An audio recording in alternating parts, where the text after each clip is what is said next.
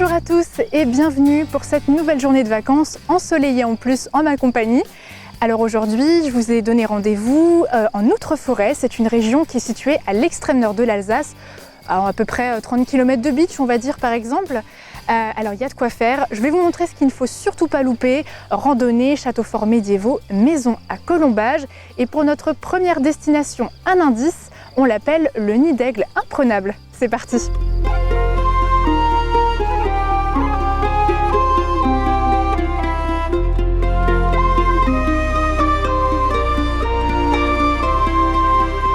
Celui que vous voyez derrière moi avec sa taille imposante, c'est le château de Fleckenstein dans la commune de Lembach.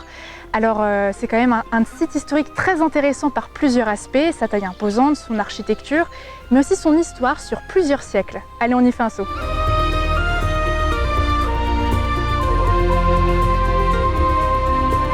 On m'a donné les clés du château de Fleckenstein et je vais pouvoir ouvrir cette grande porte pour voir ce qui se cache derrière.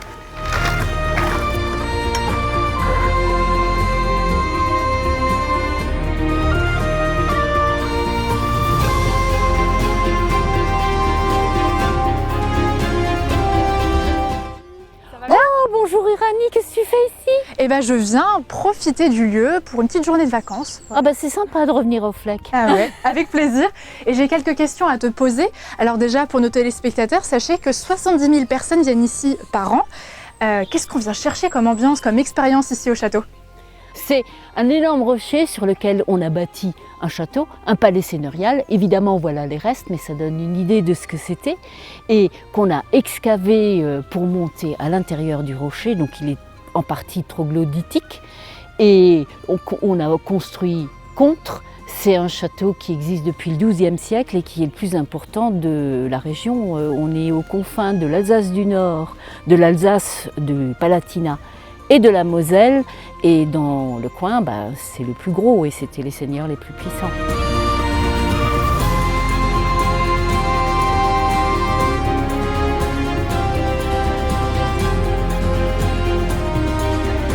Comment on peut le visiter? Est-ce que c'est libre? Est-ce qu'il y a des visites guidées? On m'a dit qu'il y avait des choses un peu originales ici. Libre, oui, au sens où on va le visiter tout seul, on vous donne un document de visite à la billetterie. Qui dit billetterie dit qu'il faut passer un petit peu à la caisse, mais ça reste raisonnable, 4,50 pour un adulte. Donc ça c'est la visite plus classique. Des visites guidées sont possibles, mais sur réservation. Et sinon, oui, il y a une façon très décalée de visiter le château, ça s'appelle le château des défis. C'est une aventure médiévale qui plaît vraiment bien aux familles. Et là, c'est vraiment une grande balade, 2h30 à 3h parfois. Vous allez avoir 20 défis, 10 dans la forêt, 10 dans le château pour trouver le trésor. Et génial! Ouais, ça c'est vraiment très sympa parce que ce sont des choses très différentes. C'est pas du tout un QCM, ça n'a rien à voir. On s'investit, on bouge, on s'apprend. Ouais, tout à fait. Et tout le monde s'y met. Ah, parce ça c'est chouette. Ouais, parce que les adultes, ils finissent assez rapidement à être pris par le jeu. Et ma foi, c'est pas les derniers à s'amuser. En tout cas, tu as dit défi, moi ça m'intéresse. Est-ce qu'on peut aller commencer ces petites énigmes? Mais bien sûr, on y va.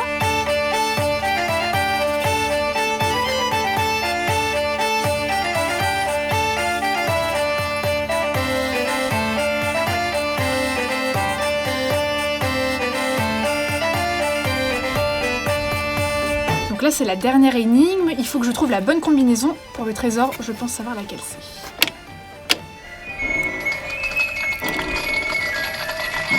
Je crois que j'ai trouvé.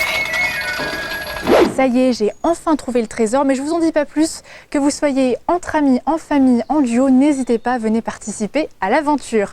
Si vous avez terminé cette activité, je peux vous en proposer une deuxième. Sachez qu'autour de ce château, plusieurs randonnées sont possibles. Alors vous pouvez partir du château bien sûr, mais aussi d'autres points comme le Gimbelhof qui est un peu plus bas. Alors il y en a pour tous les goûts, il y en a pour tous les niveaux également. Nous on a décidé d'aller voir les châteaux qu'on a pu apercevoir tout en haut de celui-ci. Ça a l'air d'être assez exceptionnel.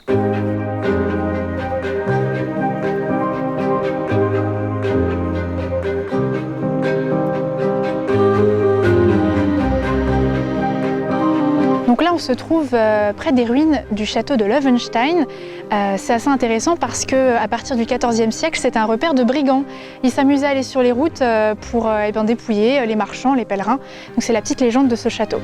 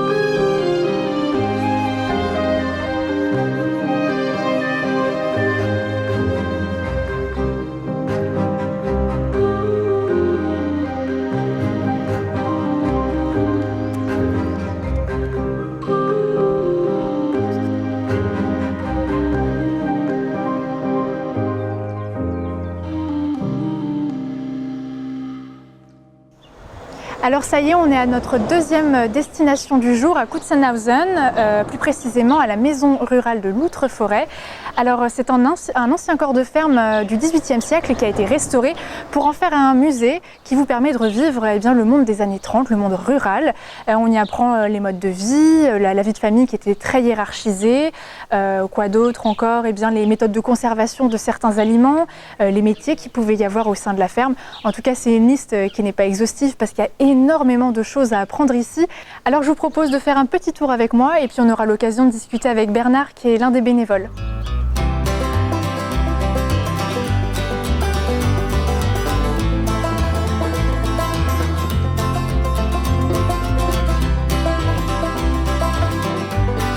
Bernard, bonjour. Bonjour. Alors, je suis très heureuse d'être entrée dans cette maison, finalement. J'aimerais savoir un petit peu, les gens qui viennent ici, ils viennent chercher quoi comme expérience, comme ambiance, comme information? Alors, on a deux types de visiteurs, je dirais. Les anciens, qui viennent retrouver leur jeunesse avec une grande nostalgie.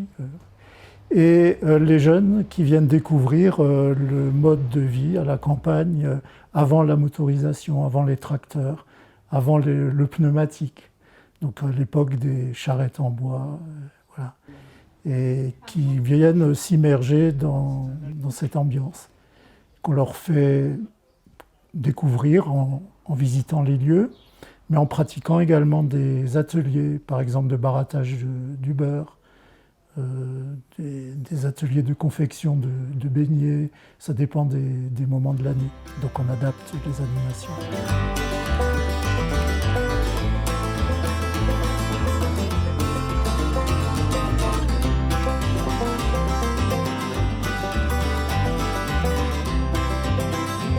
Alors j'imagine que c'est quand même un entretien constant et on en discutait un petit peu tout à l'heure. Il y a encore des recherches qui sont faites sur ces maisons, enfin sur cette maison. Oui. Donc il y a encore quelques énigmes concernant l'emplacement du puits, par exemple, par rapport à la maison d'origine. On sait qu'il y avait en face de nous un ancien cimetière.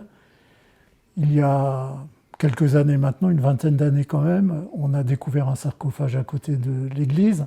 Eh ben, j'ai hâte de découvrir ça en tout cas. Est-ce qu'on va faire une petite visite? Ah, volontiers. Super, et ben je te suis.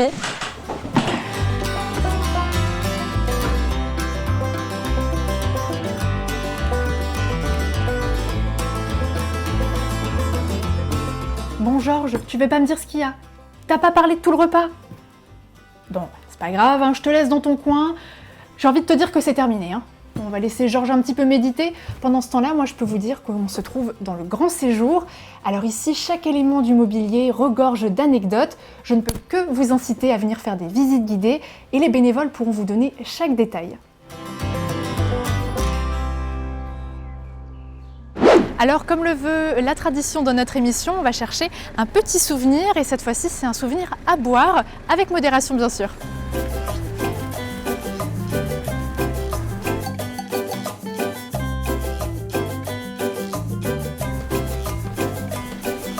Je me suis arrêtée pour trouver une petite bouteille à prendre pour un souvenir de vacances, voilà, pour offrir. Qu'est-ce que vous avez à me conseiller de vraiment typique ici? Donc, alors nos vins les plus typiques, on va dire que c'est l'Auxerrois et le Pinot Gris. C'est ce qu'on produit le plus et ce qu'on vend le plus aussi. Donc l'Auxerrois, c'est plutôt floral, c'est un peu plus passe-partout, c'est un peu notre vin de table. Et sinon, il y a le Pinot Gris, c'est un peu plus fruité, un peu plus de matière. On peut très bien boire en apéritif aussi.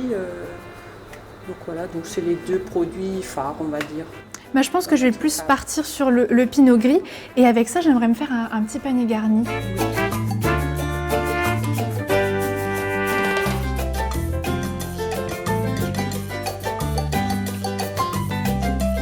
Merci beaucoup en tout cas. Merci, au revoir. Au revoir, à une prochaine fois. C'est le moment de nous diriger vers notre logement pour ce soir parce qu'on a une journée riche en découvertes. Pour mon logement de ce soir, j'ai fait quelques petites recherches sur internet. Alors il y avait vraiment beaucoup de choses, comme des hôtels, des chambres d'hôtes, des gîtes. Et pour cette fois-ci, mon choix s'est porté vers quelque chose d'assez sympathique, vous allez voir.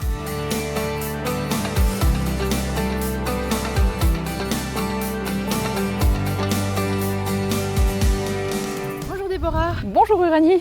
Alors on s'est eu au téléphone tout à l'heure, je voulais savoir si tu avais une chambre de disponible, est-ce que c'est le cas? J'en ai une et peut-être la plus jolie de toutes. Je te montre. C'est gentil.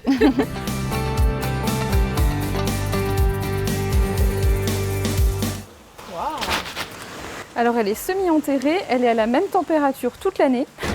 Oh, c'est agréable. Et est-ce qu'il y a des choses aux alentours que je peux faire? Par exemple, si je veux aller manger ce soir quelque part? Oui, en plus il y a le choix. Il y a un restaurant plutôt raffiné chez Anton qui propose de très bons petits plats. Un restaurant plutôt familial au Wartfels, un petit peu plus loin. Et en face, Alsace Village qui propose des plats locaux de saison, plutôt nature. Okay. La taverne propose aussi des petits plats, ainsi que la chèvrerie au bout du village. Donc il y a de l'offre.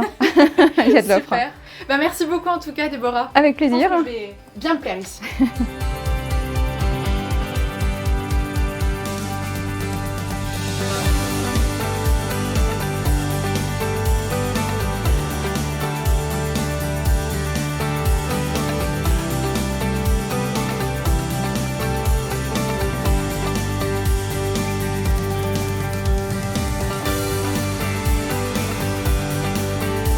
Alors, récap de la journée, on a fait de la randonnée, on a également fait des visites culturelles au château de Fleckenstein ainsi que dans la maison rurale de Loutre-Forêt, des lieux qu'il ne faut vraiment pas manquer si vous allez sur le secteur parce que c'est rempli d'histoires, rempli d'anecdotes. En tout cas, on apprend énormément de choses, moi ça a été mon cas. Et en plus, on est dépaysé à seulement quelques kilomètres du Pays de Beach, donc c'est pas rien. J'espère en tout cas que vous avez apprécié le voyage, j'ai plus qu'à vous dire à une prochaine destination.